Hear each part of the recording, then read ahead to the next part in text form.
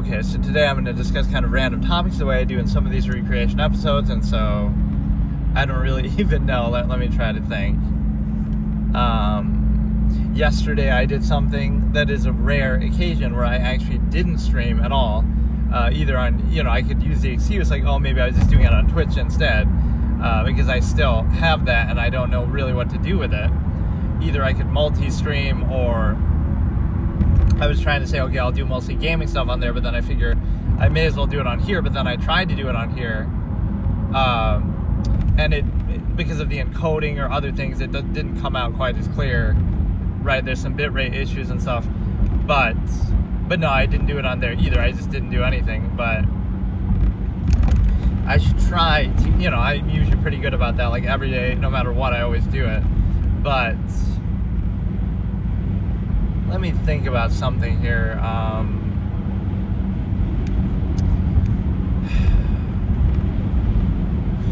Let's look at some of the opposite interpretation elements with social contrivance. It's like if you don't talk much, like think about the layers of it, right? Like, so the absolutist would reject social contrivance and that sort of basis as a form of value because it's the lowest common denominator. So it's like you would try to avoid it as much as possible because it's nothing more than insistence upon the self, or dumbing things down, or ignorance insistence upon your kind of limited experience and knowledge or whatever, right? It would be a very limited scope of value, and so,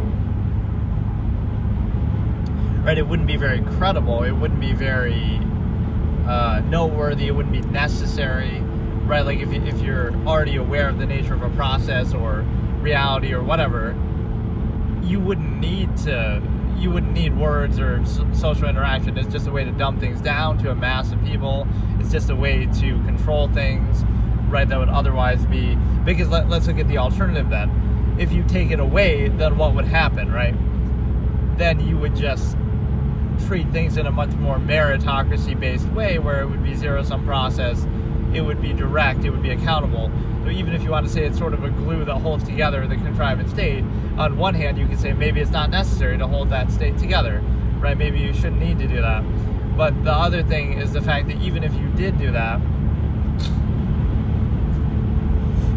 then, right, there's a difference between, okay, you're going to do it because it's necessary to this is just how contrivance works in general. Like, oh, it's necessary to be nice or positive or do something to overcompensate for the current contrivance state.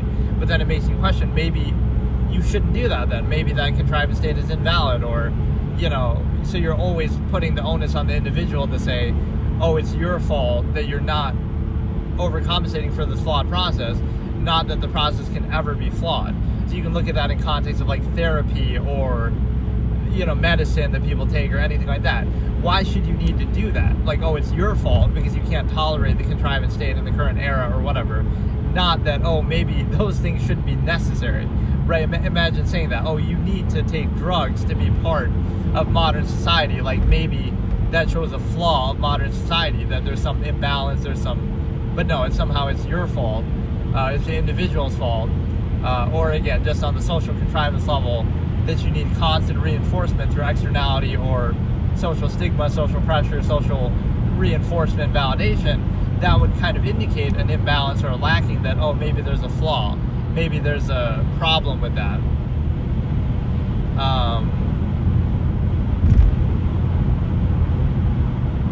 Right, just the fact that if it was a sound, logical, consistent process, then maybe you wouldn't need that at all. Maybe you would feel at peace, you wouldn't need to overcompensate. Or by that same logic, you could look at it the other way, that if you do those things, you're overcompensating, you're kind of drugging people and stuff, a Brave New World type of thing, then why would you, well, by that basis, you could reinforce almost anything, as we've seen throughout history then, right? Like, oh, you could put up with, dictatorships, you could put up with China right now, censorship and all that. Like, you could put up with all that by virtue of, okay, well, if you're not, see, that's the problem with it. It's, you might think those things are objective, like, oh, that's science or that's medicine or something, but it's not, because where in science would it say that, oh, you have to put up with this specific government or this specific contrivance state or this specific culture, this specific era, this specific technology. None of those things are natural in the world. So it's like your ability to tolerate or overcompensate for that is subjective, and it is, a choice, but it's kind of forced upon you. So it's like, of course, when you force a mass number of people into a situation, people are going to have different reactions. Some of them are going to be okay with it. Some of them are not going to like it. So it's like an overcompensation basis that you would have. You need to overcompensate for this flawed process. But, who's to say that flawed process is necessary or universal or absolute? And then the other thing is the fact that, so that's what you would see, like the rejection of this. You would think like the rejection of identity or the self in a negative way, like, oh, but you kind of, like you have a low self-esteem, or it's one extreme or the other would be the absolutist kind of framing. Oh, either you seem to have a low self-esteem, but you reject the basis on which society defines it. Like, it doesn't matter about appearances or social contrivance, or it's all a low form of value, right? Like, you would care about, okay, actions or results or something of substance, or you wouldn't care at all, right? But you wouldn't get ego or value from kind of superficial things like, oh, how you dress. But anybody could dress that way, or those things are meaningless. They don't have any impact, right? They even serve as a way to control you, because now you care about that instead of something of actual substance. It serves as a placeholder, right? So look at this placeholder effect that I've talked about. Like, social contrivance and interaction serves as a placeholder for what would otherwise be true, inherent, full value for life or self or anything, right? So you would say, take away that social contrivance, and now you would hold accountable, okay, now I'm going to actually value something fully and truly, instead of, oh no, I'm going to use that as a placeholder to be held back in a half-mass state, like a trained animal in a cage, and I'm going to be sort of assuaged and relieved by that gratification of social reinforcement. But the fact that that's necessary is objectively adverse, right? It doesn't matter about money or a specific kind of thing like that. It's more about the base. Whatever it is you're doing, you're reduced to this half-mass state in society, which you might think serves a functional basis. But the problem is it's not held accountable or consistent to that level. Hey David, how's it going? He put his full government name in there. David Alejandro Mendezo Garcia. But no, the point is that either it wouldn't be necessary, right? Like, let's think about the layers of social contrivance. It shouldn't be necessary because you're already aware of that something. So if you're aware of the nature of the process, you don't need social contrivance. But it's the opposite. You need it to reinforce or overcompensate for that nature so that you don't see it. So it's a subversive element by definition. You would say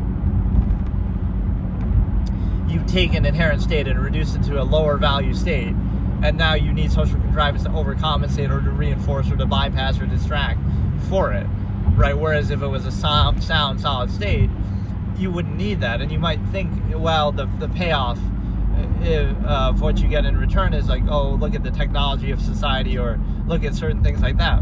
But the problem is that those two things are separate. First of all, a lot of that is only necessary because of the mass number of people.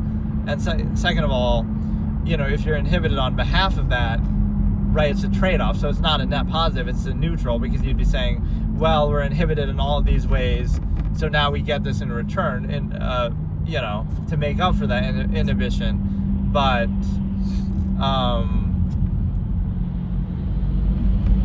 right, so it's a self-created conflict, because you're saying, okay, we're gonna indoctrinate people and restrict them in so many ways, and then we'll act like technology makes up for it. But it kind of is a separate issue. It makes you maybe not question it as much, or ask for anything, or ask for like a reason or a sound process. But it's kind of right, like that's how I always describe technology and what I call the machination process. All the technology in the world is only going to make you not ask the reason for something. So you'd say it removes the reason that you would question government or society or culture or authority, right? Oh, but you have all this technology, you have all this convenience, like bread and circuses to an extreme degree. That doesn't actually answer any of those questions, especially when it comes to a specific contrivance state. Well, you could overcompensate in one country or another, or one government or another, or one time period or another, right? So none of that justifies that specific contrivance state, but it would all be used to say that, well, you're entitled because you have better technology than the past generation, but you're still complaining. But maybe it's kind of the opposite. Maybe that technology enables you to finally question something that you otherwise wouldn't have been able to question because you lack the means to do it, or the knowledge, or whatever, right? So by that logic, you could reinforce any state, and so now you're just kind of if it comes down, if the merit of a contrivance state comes down to your ability to tolerate it, then human beings can tolerate just about anything. You could tolerate living in the woods, right? But the question then would be, why would you tolerate living in the woods or some minimalistic state if you're also putting up with all the inconveniences and all the inhibitions of contrivance? You have to pay taxes, you have to acquiesce to certain rules and regulations, and everything is inhibited and restricted. Why should you have to put up with that if you're going to tolerate something? If you wanted to tolerate something, you could do it on your own in nature, etc., as people have done in the past throughout history, tribal lifestyles, etc. So you're putting up with the imposition of contrivance, but you're also putting up with the inherent conflict. So you have to choose, right? You should be expecting something in return for that. So this is the false inherent contrivance response fallacy that I talk about. So it would be treated, once you're indoctrinated into society, that the inhibition is normal and doesn't need qualification or justification. The inhibition is normal, the natural default state, and now you have to earn back the permission to have freedoms or abilities, rights that you inherently have anyway, right? So it's a perversion of the natural state. So you're reduced to what I call a human function, or again, just you're in this very inhibited state, and now you have to justify it from some other angle and say, oh, now you have to earn back the ability to do something that you could have done anyway, naturally. So you might think that's a positive thing and that's how society works, but if you're aware of the nature of the process, you would see it's thoroughly unqualified, especially in the specifics. There is actually no basis for it. That's why it's one subjective arbitrary person or mass versus another. It sort of turns it into a contest of contrivance, where I describe it like you're trying to compete to keep up appearances, and based on that kind of subversive state of value that is inherently lacking, not really a measurable or accountable thing. Now you're going to say, well, this person appears better by this kind of low standard that we have in the first place, so now we're going to let them have authority. But it kind of goes back to the fallacy that I say the premise of why we need authority is because people need to be restrained by their nature, but then we empower the same people to that end. So not only are they not being restrained, but they're even being empowered. So you understand that, right, it's an inherent fallacy. So now you understand the conflict of contrivance. It's self-created, and you should be aware of it the whole time. But, the same thing goes with like stimuli acme specification. If you say, okay, you're going to be with one person in a relationship and treat that as absolute, that's your choice, and you can struggle with that and have the conflict, but you should be aware the whole time, oh, it's not absolute, that's why I'm struggling with it, that's why it's a conflict, that's why you have to work so hard to maintain the illusion of it being absolute, right? Resisting being with other people, or cheating, or temptation, or whatever it is, struggling with them, like having fights and personality and stuff. At no point in any of that would you consider, maybe this process is flawed and not absolute and variable, and like it's not a one-size-fits-all uniform structure. It's just the way that society wants to try to control us in the easiest way for it. But right, that doesn't actually justify it at all from a rational standpoint. So right, you're struggling to maintain a false absolute, but at no point do you consider, oh, maybe this isn't absolute at all. You instead say, oh, I just have to overcompensate for it better.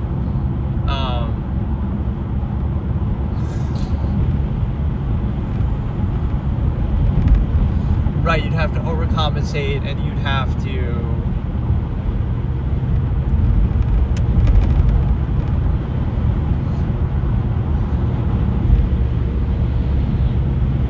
put yourself in a position to just I don't know, like you're overcompensating because you're saying no matter what the state is, you'll always reinforce it, right? So it's kind of the preconceived or exposure or initial basis that I talk about, right? You have to justify something against the false inherent contrivance response.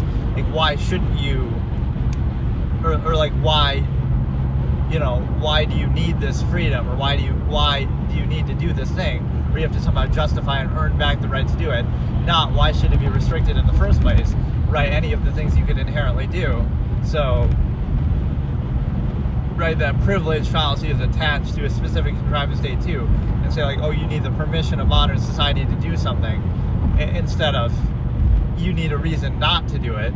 You need to justify and hold accountable any restriction or inhibition that you would of anything you could naturally inherently do. So, right, technology is used as sort of the median there to say, well, this technology doesn't inherently exist in nature either, so therefore we can restrict it. But on what basis and on what, on whose authority, right? I kind of go back to my expression that all authority is unqualified, all emphasis is undue emphasis. So it shows you that it's kind of arbitrary and interchangeable, because if you take a base inherent process, you would realize that a base inherent process would be like the stimuli acme, let's say, or something like that. That would speak for itself, but now you pose it as a false absolute to specify and structure it and restrict it. So whenever you see a false absolute or undue emphasis or emotion or any of those sort of idyllic things, they're actually used as just a pretense to control something that would otherwise be an inherent, uninhibited, natural, free, universal process, a variable process. So it would speak for itself. But now we have to pose it as an absolute. It's a trick of psychology and human ego and self-gratification, but somehow it's taken seriously, right? Like, do you really love your spouse, or are you really in love with your wife or husband or whatever? Or is it really just another word for you being tamed and trained into doing that process, right? Into limiting that tendency that otherwise you would be free and uninhibited and say, well, why should I restrict myself? Why would I just be with one person? That might be your inherent tendency, but instead you say, well, no, it's absolute, it's love, it's meant to be, it's a soulmate. That's like fairy tales for adults. It's just a way to trap you and trick you into doing something that you otherwise wouldn't do. And so, right, it sounds so obvious, right? But somehow, that's why you cannot. This is one of my favorite expressions, and I often use it to do with religion and belief systems, but I'll use it here, is like, you cannot dissuade with reason what came about by desire. So you make people enforcers of their own kind of enslavement, and you say, well, you want to be enslaved to that one person, or, possessive kind of way that we talk about it. Like, oh, I'm yours and I belong to you based on sex, because we're horny, hedonistic animals that are, going to be controlled by our base nature. Like, at least animals are kind of, more instinctive that way, but we make it into a ritualistic affair where, oh, we have to obsess over it, we have to fixate on it, repression leads to obsession.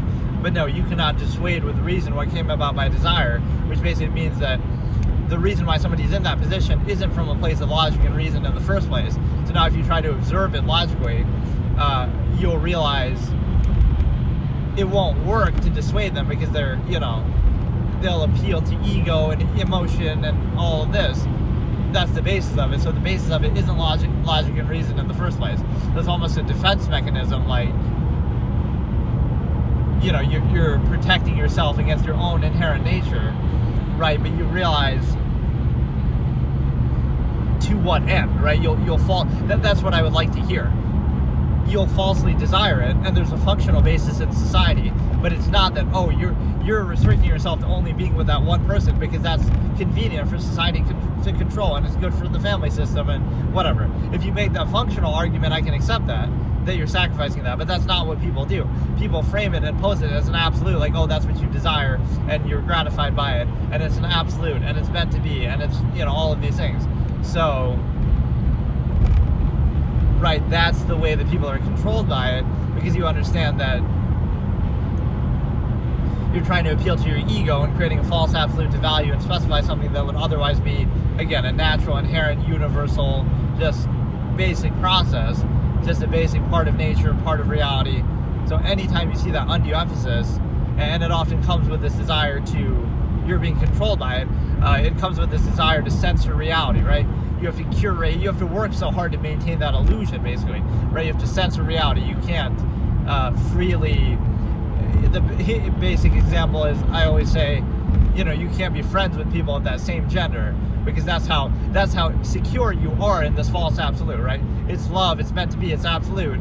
Oh, so what are the prerequisites for it? Well, there shouldn't be any if it's absolute, but not only do you have to do all these ritualistic things like, different traditions, anniversaries, certain days, rings and jewelry and gifts, and, all relationships by extension are prostitution. It's just how direct or indirect you are with it. And when you suspend that basis of value, then you get upset about it later because you were expecting some, it's conditional, but you want to pretend like it's not conditional. So, the absolutist way would be more direct, right? You would just say, okay, you want to have sex, just have sex. If you don't, you don't. Like, there's no, but instead, oh no, we're going to base our whole life around it and kind of simp, let me use modern lingo, like simp for the other person and try to, make it a big thing and overextend it and then hope that something comes back to you, right? That way of doing things is a choice, and it's a self-created conflict of contrivance, which you can choose to do, but you should be aware of it then the whole time. Oh, the reason why you're struggling with this or having upset about it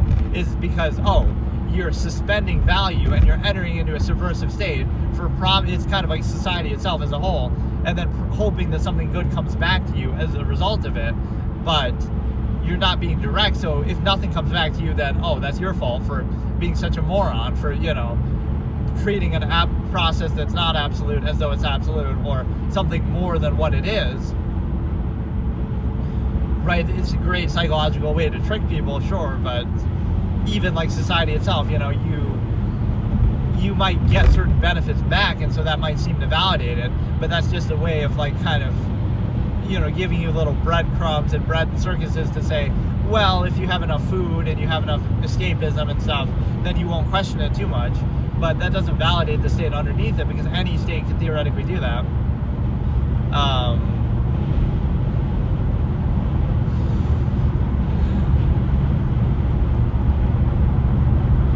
But yeah, basically what you're looking at is a false absolute that's often posed to control people, right? So whether it be God, religion, whether it be love, whether it be even like just emotion and sort of this human ego revolving mentality, right? All of those things are inconsistent, because on one hand, they don't lead to a life of absolute practice. Like you say, okay, we value human beings and human life, and wow, it's good to be, nice to other people.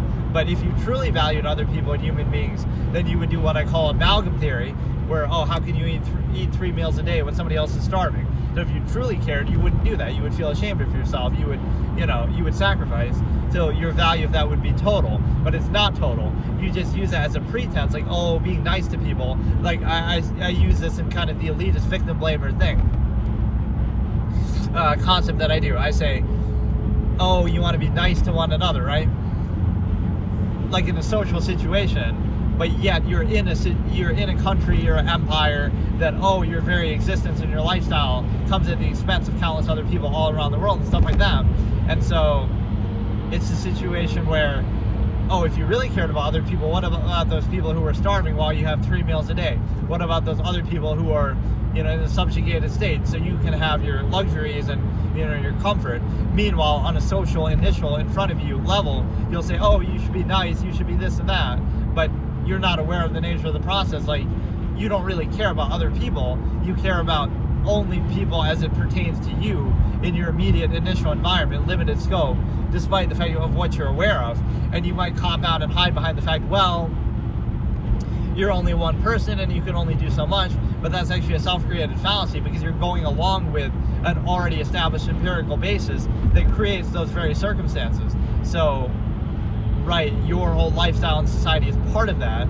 So people might say, you owe it something back, otherwise you're entitled. But this amalgam theory would say the opposite and observe the fact that you're a part of it, so you're guilty. You should be guilty for creating that process. And so if you pretend to care about people, or if you pretend to care about something fully, then you would practice it fully.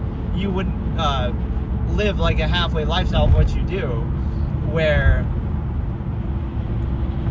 right, like you pretend to value human life, but your taxes go to bombing some third world country, or, you know, you pretend to care about people, but you have 3 meals a day and luxuries while other people starve and are denied certain necessities. So I'm not saying that you should value those things. I'm saying if you have as a pretense to control and be controlled and have this, because think about what it leads to, right? Oh, you're a good person and you care about other people, and it leads to your life of luxury with certain conveniences and technology and stuff like that, right? Those things wouldn't exist, or those things wouldn't be necessary, right? So there's a middle ground, like, oh, you're indulging, and, you know, there's no sense of total commitment or total sacrifice. There's nothing more than a pretense to control people, right? Inherently, you would have everything you need anyway in nature. So this notion of, oh, we're gonna use a pretense of positive human value to subvert that very same thing, to achieve something in a half-assed state. So we're gonna conquer whatever, whether you want to say for oil or different things that we do. You could apply that to something going on now, but in a general sense, you know, we're going to overextend that way for the pretense of, oh, you know, we value people, we value human life, but we value something else in between, like our own conveniences and comforts and luxuries over, right, an inherent base state of being. And you might say, oh, as an individual, you can't worry about that. But as the individual, what are you worried about? You're worried about escapism, entertainment, you know, luxuries, distractions, those very same distractions which are achieved in a way that would cause you cognitive dissonance that you then use to overcompensate for that very same cognitive dissonance. So it's a self-created conflict of contrivance that I always talk about, right? Like you're doing it only to overcompensate for that very imbalance that you have, that you create yourself. So the other issue is the fact that, you know, like, okay, if you understand the nature of the process, then you wouldn't take it seriously, or you would treat it as the process itself instead of it requires you not to be aware of it, to be controlled by it. So it's no coincidence that in every era of human history, right, that contrivance state is absolute and unquestionable, when really all that changes is the technology and the awareness of the public or the collective mass of people. So now you have to find a new way to control them that is the new absolute that they'll indignantly insist upon, right, and even take, associate their identity with it and their ego be controlled by, you know, because you basically, they'll defend it as if they're defending themselves and their own way of life, even if that the origin point of that is arbitrary. It happens to be this certain power structure now, this certain contrivance state now, or even this certain understanding of,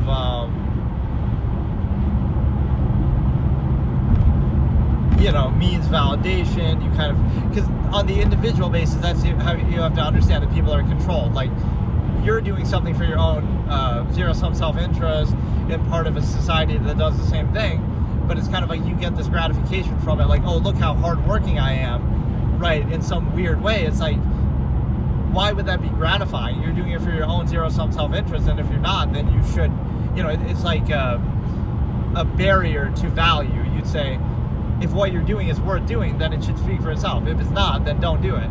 Instead, it's a middle ground. Like, you're doing something for the benefit of it, but then you get gratification from it to make up for the fact that, oh, you're doing it also in an overextended empirical way for authority, right? So it kind of blurs the line. You shouldn't need that if what you're doing is actually a sound process.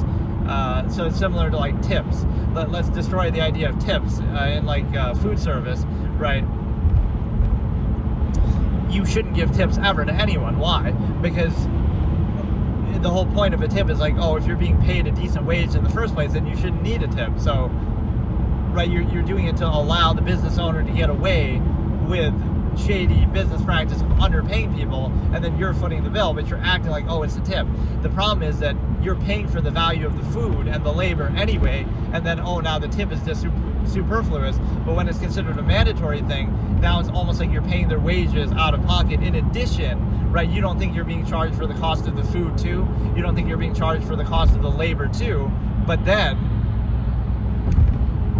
on top of being charged that, oh, now you're tipping the person as if they're not being paid a good wage. Tip them, then, or whatever, they wouldn't rely on tips. So you would just go out of business, right? You wouldn't be able to hire people to work. But you allow certain areas to get away with it, like, oh, look how nice they were, so we're going to tip them. That's a nice idea, right? But it's a scam underneath, because you're saying, oh, let's allow this business owner to underpay them, pay them nothing or pay them very little, and now we'll make up for that. Meanwhile, any other business, oh, you're paying for the cost of goods, you're paying, this is all added into the price that you're being charged as a customer, right? You're being paid for cost of goods, you're being paid for labor, you're being charged for cost of goods, labor, food cost, etc. But now, oh, we're gonna tip the person. But you know what I mean? Like, why not just pay them a good salary and then include that in the bill, which is happening anyway, right? So it's a way for them to just cheat that. It shouldn't not be necessary, it shouldn't exist, right? It's a very, very bad process, because and that also goes into the social contrivance element. It's kind of ironic that technology kind of reveals the truth that way, of like, you might blame, oh, it's going to be AI robots serving you and stuff now. It sort of shows you the shallow basis of it. You can blame technology, but you're really revealing that, oh, people are obsolete, people are just less efficient, people are just valuing people for people's sake, right? Not based on any actual standard. So if people are just as efficient as possible, right, that would be a sound process. So instead we have this subversive egotism of like, oh, there is no basis of value, but we're just going to value ourselves because we are ourselves, right? That's not actually a sound process. Versus like an impact basis, like I say, amalgam theory, you would be valuing people for for a practical basis, not just an egotistical basis. So it's really the art of, right, true value would look very cold, right? It's the opposite interpretation concept that I talk about. Like, if you truly value everybody equally, and human beings for the sake of being, you value a human being, period, right? Everyone, period, all the time, with no qualifier. Now you would seem very cold and distant and negative, because, oh, you know that somebody's starving halfway across the world, and you care about them just as much as you care about your own family or anybody around you. So, and so you would seem like you don't care about people in front of you in your immediate environment, but you care about them just as much as everybody else. So even if it seems like negative, or you're not placing any special emphasis on people in front of you, it's only because you, right, value everyone else across the world just as much. So that might not seem practical, but that'll seem negative to the people around you, because they expect special treatment. Again, the nearness postulate, not actually valuing people inherently, you're valuing people conditionally, right, based on their proximity to you, geography, whatever, relation to you. So it's the non-invasive self. You don't really care about people, you care about yourself and those who are nearest to you, right, not based on a hierarchy of needs or anything like that. But the other point is the fact that you're basically in a position to, if you don't value things on that basis, right, then you would just be all about efficiency. And if you do value it, then you would do it fully. Like, you wouldn't value things on that individual basis. So, right, so caring about people truly would seem cold and distant and negative to the people around you, because they're expecting special treatment, and for you to value them above, to value their ego and superficial social thing over the actual survival, or starving people halfway across the world and stuff like that. So it's inconsistent. And also, so again, truly caring about people would be negative, and not caring about people would be positive, because it'll be, the art of that is there is no actual basis of value. So you're saying in society you have to earn the art of pretending to care, pretending to value a process, but kind of kidding both yourself and others. You have to trick yourself into believing that you're valuing yourself, even though it's subversive for other people, whatever, right? Like you're sacrificing your own inherent freedom and everything, right? But you have to pretend like, oh, it's gratified, and that makes you a good person. And that's a good thing to do. And you also have to trick other people, like, oh, I'm not just valuing myself, I'm valuing other people, but it's a dependent, overextended pretense that relies on you getting something out of it too. So instead of doing all that, why not just look at the inherent reality and realize, oh, none of that is actually valid, and just treat it for what it is, right? Do your self-interest for your self-interest, and if you do something positive for others, you do that as a choice, not like this pretense of like, oh, you actually care about other people. You do it in the context of your job or your context of getting some benefit. So, this is the absolutist way of looking at it.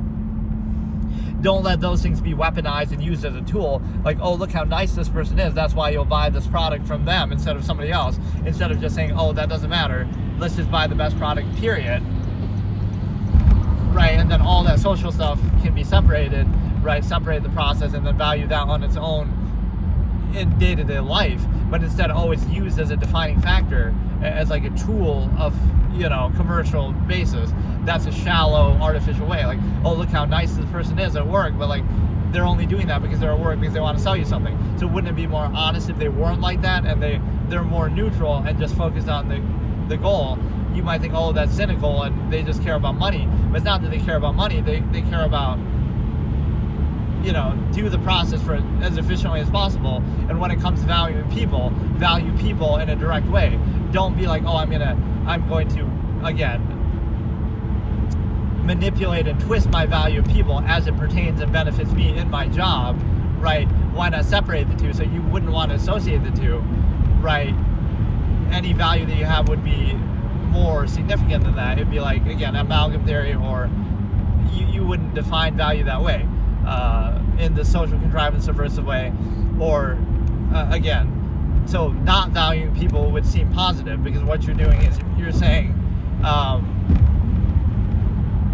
right, society is like it operates on the pretense of an absolute or a basis of value, but it actually constantly subverts and bypasses that and uses it as a pretense to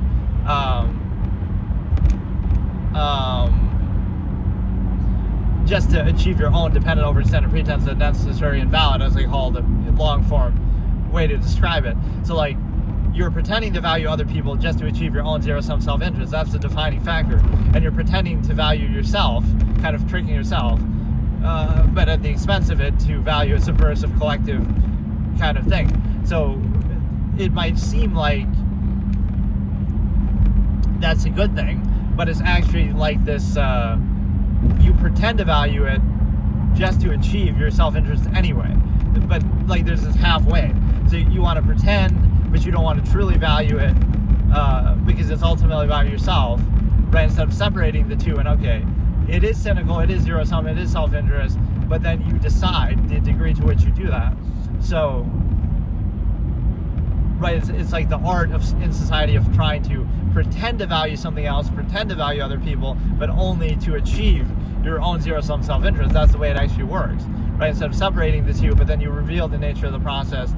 No, you don't care about anybody else. It's a zero-sum process, but maybe the act of what you're doing should speak for itself. It's a zero-sum process. It should be efficient. It should speak for itself. If it's a sound process, then you shouldn't need that. There's a way to specify something, specify an inherent process or an inherent base of value, and corrupt it and kind of associate it with yourself, even if it doesn't apply.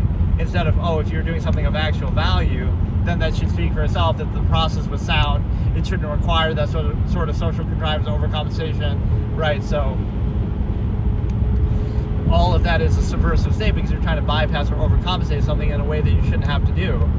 And so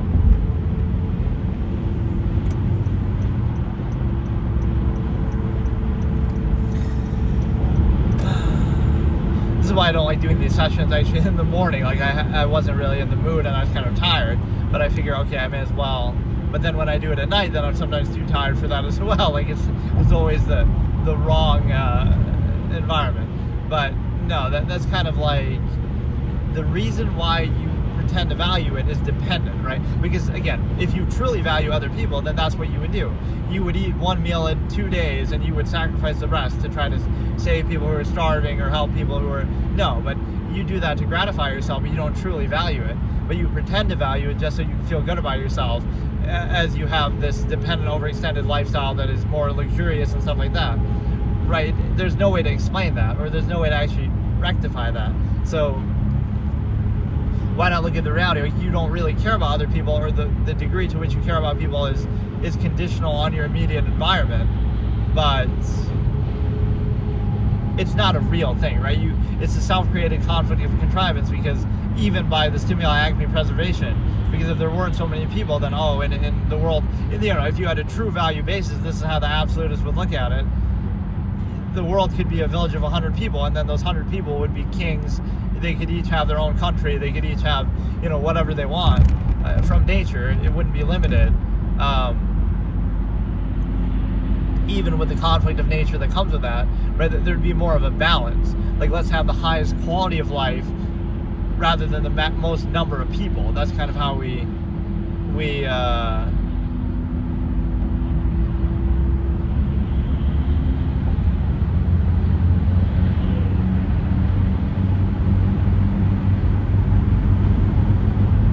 right, let's have the most number of people and then overextend and sacrifice in the name. It's the ultimate trap. I'm exposing you the way you're controlled, right? Oh, do things in the name of other people and for the good of other people, right? It's good to be nice to other people, and let's sacrifice for the good, for the mass collective number of people. But that's a trap, because then if there were less people, you would have to sacrifice less, or then we'll just keep pumping out more people to justify more sacrifice and inhibition, right? Like, oh, we do this in the name of good and in the name of other people, but okay, then the more people there are, the more you have to sacrifice. Like, and supposedly you get it back through overextension, but that's very questionable, because again, you could say it like right now, oh, look at me, I'm driving in a car made by people and on a road made by people, but would I need those things if you're giving into the overextension? Okay, I'll go out and pick berries in the woods, and there's plenty of food in the woods, and there's, I'll hunt and fish and do whatever. It's like, which I can still do theoretically, but I'm just saying, like, why should I work around, now that water that I try to drink from the stream is going to be polluted by some big corporation that, overextends? Or, oh, look at that, you get a Martin Luther King billboard. Almost forget it's Martin Luther King Day, but no, it's a situation where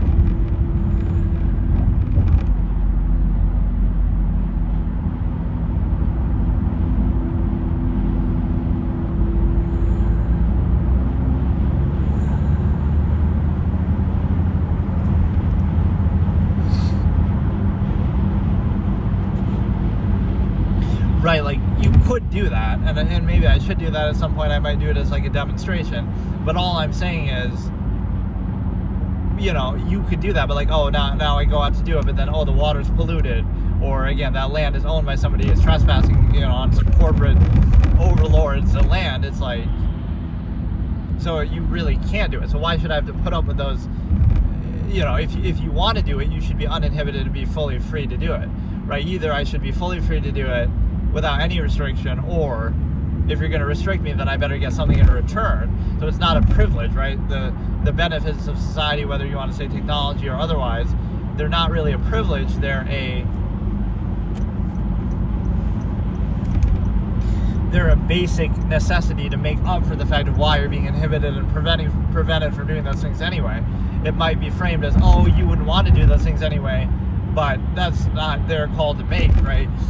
If you were given the chance and you have the choice to do it, but it'll be done in like a spiteful way, or it'll be held over your head, like, oh, if you want to go live out in the jungle or something, go do it, but then, now you'll be in the most inhospitable part of it that you're pushed out to, because all the fruits of nature are monopolized by corporations. It's kind of like, like how the Native Americans, they're given a little, what do they call it? I can't remember, like some zone, right? They get a zone that they get to be in, like, that's after all their other land is taken. So it's like, oh yeah, we'll give you this little carved out zone that's the worst possible place to live, right after we've taken everything else, and now you're supposed to be grateful for that. So it's kind of like,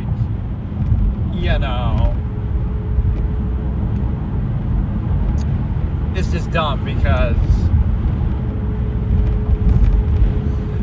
right, but even if you do that, then you'll be restricted in the process of doing that too. So let's say some survival expert does that. Okay, they go out, they live in the woods, they are just fine, and they're happy. And so, like, now what? That would invalidate society, so that can't be allowed to happen. So even to do that, you'll need some permit, you'll need some permission, you'll need some, that can't be allowed to comfortably happen. Otherwise, again, it would show you, then why are you paying taxes? Why are you doing all these other things? You might say, well, not everybody would want to live like that. but maybe you would, right? Maybe you would, or maybe there's in between. It just sort of opens the floodgates as far as there's so many different ways to live now that you would consider, right? That might be better, might be preferable.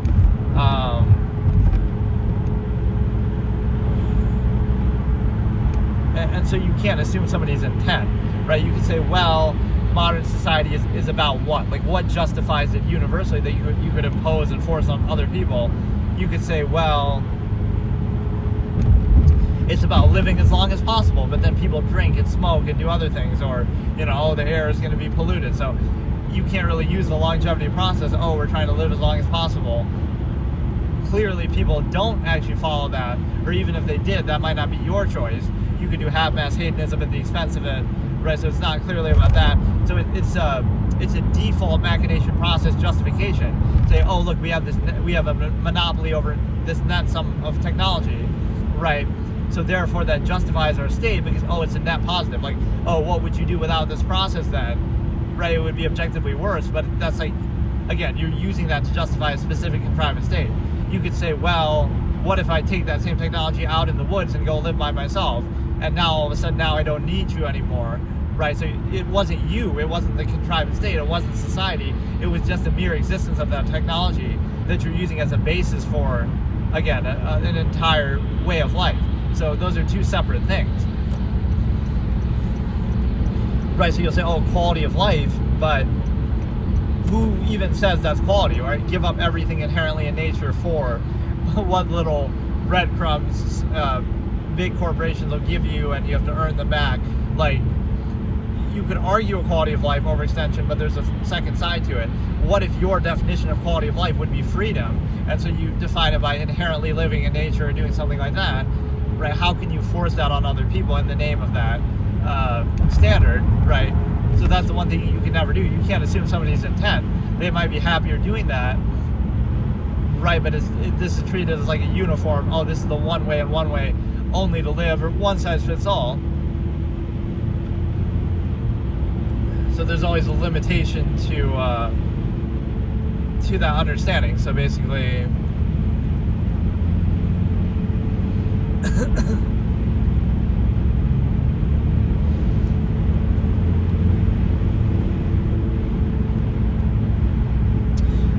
whatever. But yeah, it's a situation where you assume intent, you kind of do it in a benevolent way, like that's the corporate modern whatever way that society is ruled. Like, well, we're going to monopolize all of nature and take all resources and control everything effectively. But you could either look at it cynically and say, well, you could do that for yourself. You could become one of those corporations and own some of it yourself. But what if you just reject the very idea of it and the very nature of that process? Like, what I call like not requiring and not desiring. So like social contrivance works that way too. Like, you might say, oh, you could be a rude dick, or like you're not socially, you're not even rude necessarily, but it'll be perceived that way. But it's like you're neutral, so you don't say anything, or you say as little as possible, and you try to be more efficiency and goal focused. But you don't require from other people. Like, so you don't want other people to be nice to you either, or whatever, socially overcompensating. So you don't want that to be a determinant in the nature of the process, because it's just a way to, again, reinforce something that's already empirically taken authority over. So it's like, oh, we concede all of reality and existence and resources and everything to these big corporations, and now it comes down to who can hire the nicest front person to be at the cashier or whatever, right, at the service. So it comes down to a contest of contrivance when you've already resigned yourself to a subversive state. And so that subversive state comes down to, right, what if you don't require that? You say, oh, I don't care about people being nice because I know it's just a tool to reinforce that. So now, right, like, be nice separate from that. Then, okay, just be nice inherently. But oh no, you'll do it with something to gain. You'll do it as part of a process that's already established by force, and now you're doing it to try to overcompensate and euphemize the process. But it's a situation where, right, those two things are separate. So you're trying to. So not only is that not a good thing, it's actually a bad thing, because you're weaponizing it, or kind of, perverting it to twist it to that end. Right. So you're saying, oh, look how nice something is. You're only using that as a tool to reinforce some empirical contrived state, not just inherently doing it outside of that. And so basically, right? If you separate the two, then you'll realize the nature of the process. But instead, it's used to kind of pull the wool over your eyes and act like a pretense. Why can't you just let those two things exist separately? And it would be a situation where, you know, you're just looking at the nature of the process, let it speak for itself, do it as efficiently as possible, instead of letting that be monopolized. So, but no, it's like benevolent. They're like, oh, it's for your own good or for convenience, right? But who says you want convenience? Okay, you'll work to get it yourself, but you'll reject all the other things that go along with it.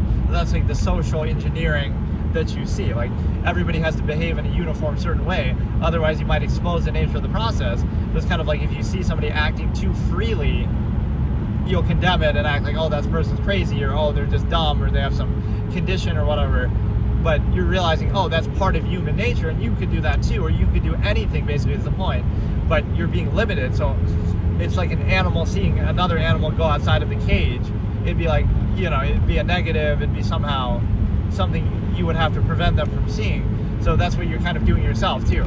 You have to censor reality itself to say that you're okay with the contrived state that you're in, because otherwise you wouldn't be, right? Like, now you realize, oh, you're free to do so many other things.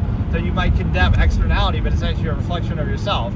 It says more about the observer than what is observed, that you can't witness the nature of the process freely, of your own nature, the human variable, right? You would not be at peace with that, and so now you have to restrict it, restrict your awareness of it, etc. And so that allows you to be controlled by it. So if you look at the world, if you objectively observe things that way, you'll say, oh, your social reactions to other people are merely you reinforcing a contrived state that you're being controlled by, that you're being reduced to. So your perspective is impure, right? You're looking for reinforcement of something. You're looking for reinforcement of a state that you're reduced to and controlled by, not that you're truly looking at the world for truth and objectivity. You're nothing more than a vessel, right, of reinforcement. You're trying to twist and distort everything and reinforce your worldview that was kind of forced on you, non-choice reaction in youth and birth and indoctrination when you're young, and by society, by empirical authority. So you're trying to reinforce a false absolute state, by which you have to censor out of reality anything that would reveal that it's not absolute, including just other options, right? Because again, what if I showed you that portrait, right? There's somebody living out in the woods right here, right now, and they're perfectly happy and content, and sure, there might be certain conflicts to do with that, but they're perfectly content with that, as opposed to what you're doing. So they're not telling you to do that, right? But just seeing that or alternate lifestyles would make you think, oh, maybe I could do that too. You know, maybe I don't have to do all these things that are considered absolute. You only have to do them conditionally to the contrived state that you're part of, right? And even that's questionable whether you actually have to do them or not. So, right, you're led to think it's uniform and absolute, but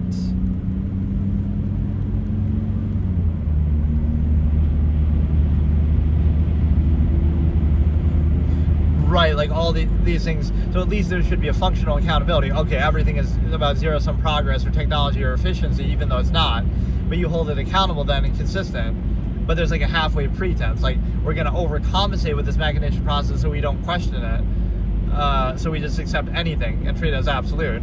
Right, even though the original basis and pretense would have been, oh no, it's about efficiency, it's about progress, right? But it's only about that selectively, right, to reinforce the degree that we've already achieved it at.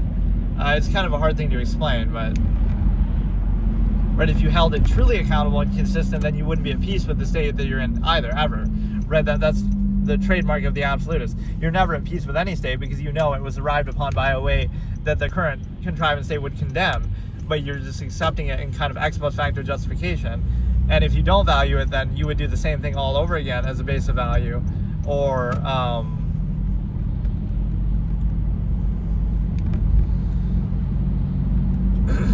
I don't know.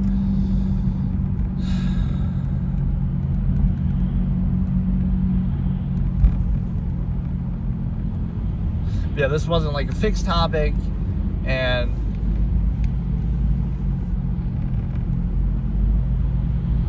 I feel like some of the episodes I should continue as like the episode 9 that was going on for so long that stigma effect was insanely long, or there's certain like 0.5 parts of other episodes that I wanted to do, but I kind of forgotten about it.